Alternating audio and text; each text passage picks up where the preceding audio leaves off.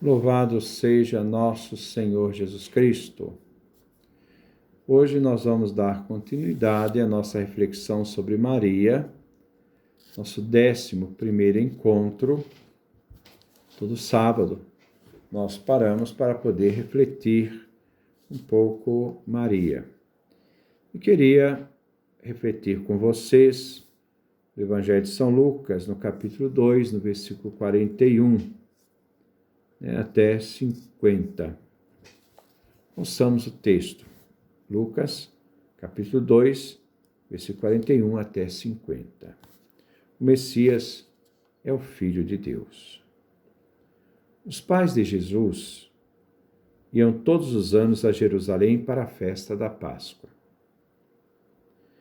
Quando o menino completou 12 anos, subiram para a festa como de costume. Passados os dias da Páscoa, voltaram, mas o menino Jesus ficou em Jerusalém, sem que seus pais o notassem. Pensando que o menino estivesse na caravana, caminharam o dia inteiro. Depois começaram a procurá-lo entre parentes e conhecidos. Não tendo encontrado, voltaram a Jerusalém à procura dele. 3 dias depois, encontraram o menino no templo. Estava sentado no meio dos doutores, escutando e fazendo perguntas. Todos que ouviram o menino estavam maravilhados com a inteligência de suas respostas. Ao vê-lo, seus pais ficaram emocionados. Sua mãe lhe disse: "Meu filho, por que você fez isso conosco? Olha que seu pai e eu estávamos angustiados à sua procura." Jesus respondeu: "Por que me procuram? Não sabiam que eu devo estar na casa do meu pai?"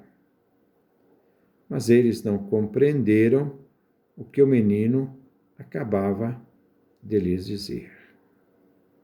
Posso acrescentar um pouco mais, 51, 52. Jesus desceu, então, com seus pais para Nazaré e permaneceu obediente a eles. E sua mãe conservava no coração todas essas coisas. E Jesus crescia em sabedoria, em estatura e graça, diante de Deus e diante dos homens. Este é o nosso texto que nós vamos refletir no dia de hoje. Quero pegar em reflexão o que Rivaldave Torquato, carmelita, nos fala no seu livro Jesus e Sua Mãe, um estudo de exegese bíblica. E ali, em alguns pontos, eu posso parar para comentar. Jesus, com 12 anos, sobe a Jerusalém com seus pais para a festa. Aos 12 anos, o menino, na cultura judaica, já era um adulto, já era uma pessoa apta à observância da lei. Então Jesus começa a tornar para ele obrigatório, 3 festas de peregrinação, como eram também para os judeus. A festa da Páscoa em Jerusalém, a festa dos tabernáculos em Jerusalém e também a festa de Pentecostes. Essas 3 festas, a partir dos 12 anos, o menino já era obrigado a participar. Então, ele veio para a festa de Páscoa com seus pais. Depois que ele participa desta Páscoa, ele volta para sua casa. A sua realidade da presença na sua casa em Nazaré é a realidade do menino comum, submisso ao pai e à mãe, obediente ao pai e à mãe. Mas uma atitude de Maria, que guardava todas estas coisas, de modo especial isto que aconteceu no templo, a perda de Jesus, ela guardava todas essas coisas no seu coração. É um coração meditativo, contemplativo de Maria, diante do mistério do próprio Filho, que a fazia sempre meditar e pensar. Desde o anúncio do anjo até essa expressão de Jesus que diz: eu devo cuidar da casa do meu Pai.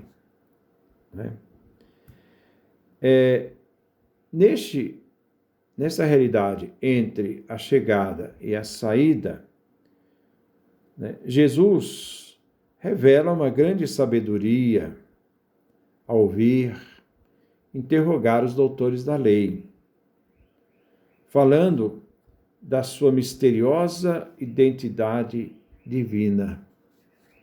Isso vai fazer Maria pensar, meditar. Não devo cuidar das coisas do meu Pai?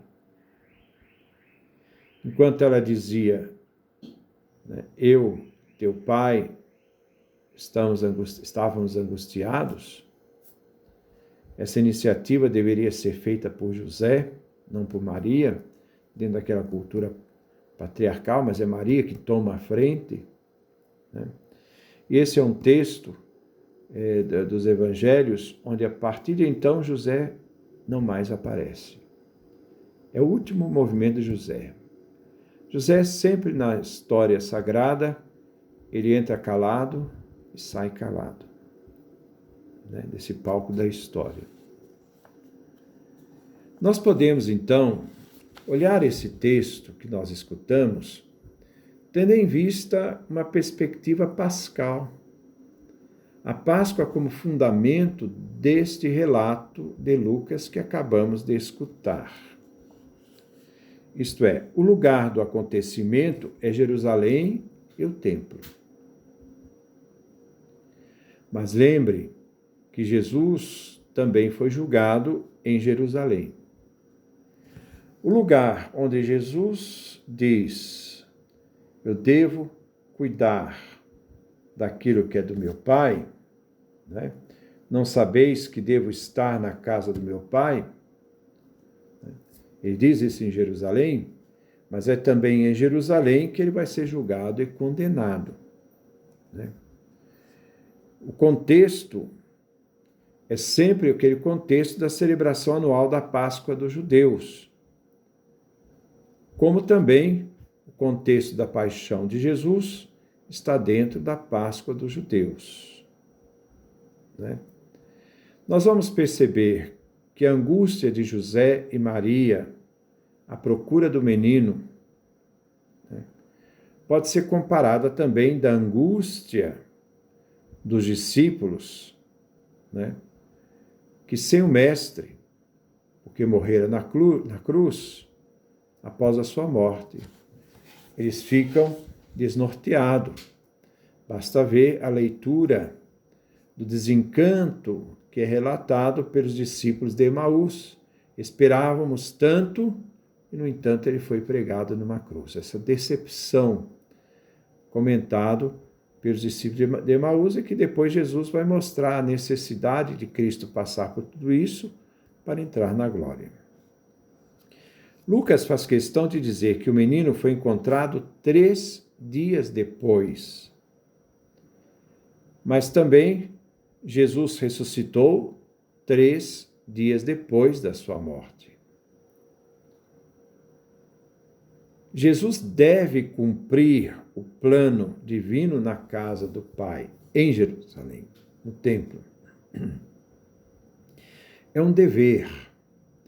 O dever implica uma realidade moral, um compromisso moral, de consciência. Quando a gente pergunta,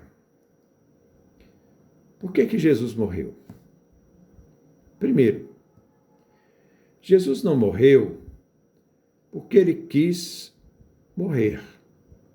Isto é, ele entregou sua vida para morrer. Não, ele não é um suicida. né? Jesus não é um suicida.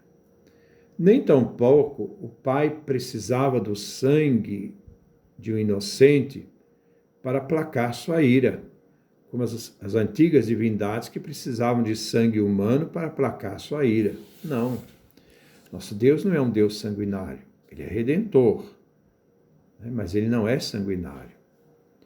Jesus morre como consequência da sua fidelidade ao Pai. Mesmo que esta fidelidade lhe custasse a sua vida, ele deveria ser fiel, como diz São Paulo aos Filipenses, até a morte e morte de cruz. Esta fidelidade a Jesus, que levou à perfeita obediência à humanidade, e vencendo o pecado por meio da morte, ele então nos deu a vida.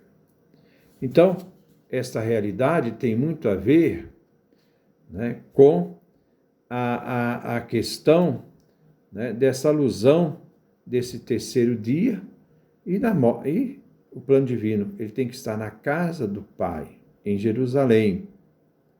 Ele faz menção, então, esta realidade da sua paixão, da sua morte e ressurreição. Então, são elementos que já prefiguravam naquela figura do Cristo perdido, já prefigurava aquilo que em Jerusalém, Jesus havia sido perdido numa festa da Páscoa, prefigurava aquilo que em Jerusalém, na festa da Páscoa, onde Jesus vai morrer na cruz por nós. Por fim, a não compreensão dos seus pais diante daquilo que Jesus falou. Diante da pergunta de Maria que dizia: meu filho, por que agistes assim conosco? Olha que teu pai e eu, aflitos, te procurávamos. Então, diante disto, nós podemos ver esta incompreensão dos pais, né, de Jesus, né, devido a essa resposta que Jesus deu a José e Maria. Esta realidade desta incompreensão também ilumina a incompreensão dos seus discípulos a respeito da cruz e ressurreição. Eles, porém, não compreenderam tal palavra. Então, há essa realidade de entrar no mistério, perpassar o mistério. Mas Maria sabia fazer isso na sua contemplação, na sua meditação, né, no seu coração. Né? Ela contemplava tudo no seu coração, meditava isso tudo no coração. Dentro desta releitura, nós podemos pensar o que pode significar estar na casa do Pai. Como um caminho pascal que Jesus irá trilhar, tendo como ponto de chegada a plenitude, né, na sua morte e ressurreição. Então, ele foi à Páscoa com 12 anos, e depois ele foi à Páscoa e ali morreu. Essa expressão, estar na casa do Pai, expressa de que Jerusalém era o lugar da sua morte e que ele deveria estar ali, que ali é o lugar dele. Agora diz, porém, há uma diferença entre os pais e os discípulos. Os discípulos, afirmam, são insensatos, lentos de coração. Basta ver que isto refere à ressurreição de Lucas, no capítulo 24, versículo 25. Enquanto Maria, ela estava aberta, envolvida no mistério, pois conservava a lembrança de todos esses fatos no seu coração. A mãe aceita que Jesus coloque sua missão acima das relações familiares. Ela diz, eu e teu pai. E Jesus vai lembrar, não, eu estou na casa do meu pai. Há uma realidade familiar, mas há uma realidade da filiação divina. Então, nós vamos ver, né, que essas relações familiares, né, Maria aceita que ela esteja abaixo da verdadeira missão do seu filho, que é estar na casa do Pai. O modelo de fé na releitura pascal, então, da igreja primitiva, convidava ao constante confronto com a palavra e a vontade do Pai. Fazer a vontade do Pai. Maria aceita, então, que Jesus coloque sua missão acima das relações familiares. É coisa de mãe.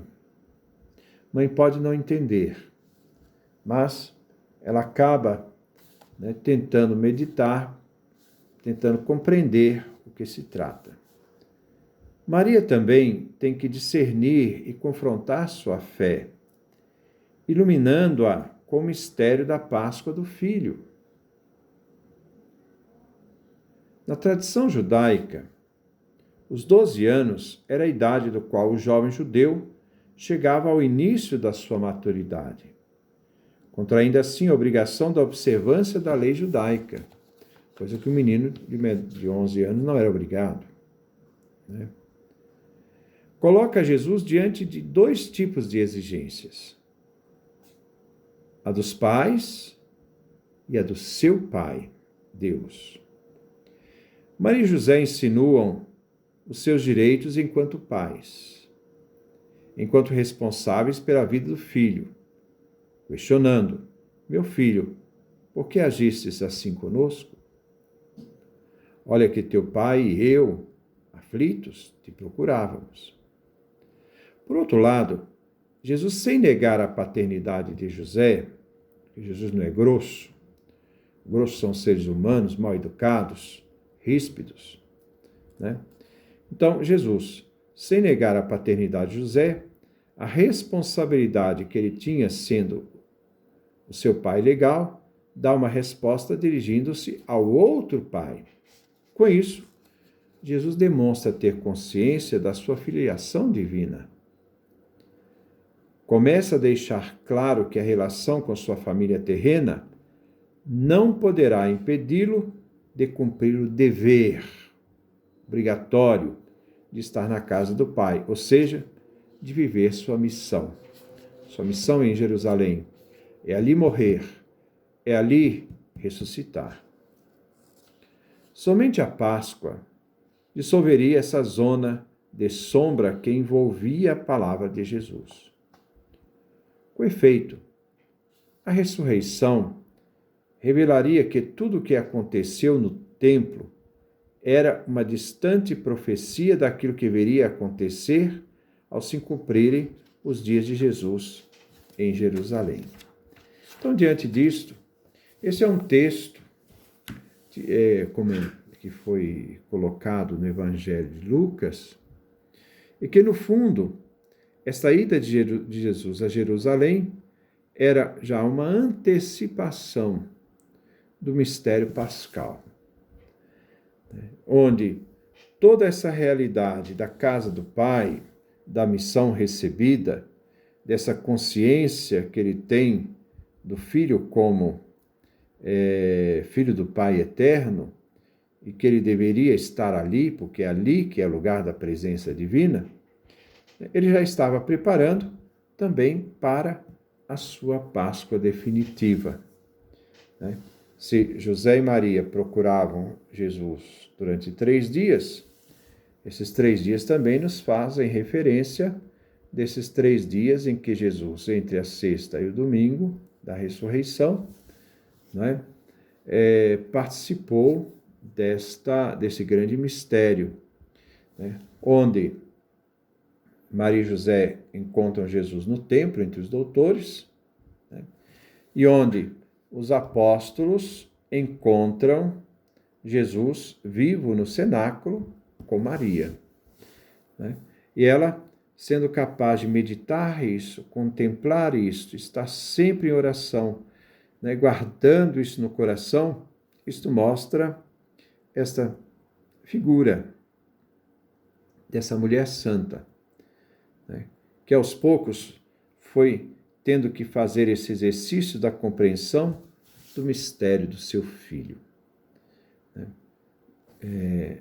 lembrando isso, nós podemos recordar o Simeão, né, que falava dessas espadas de dor, né?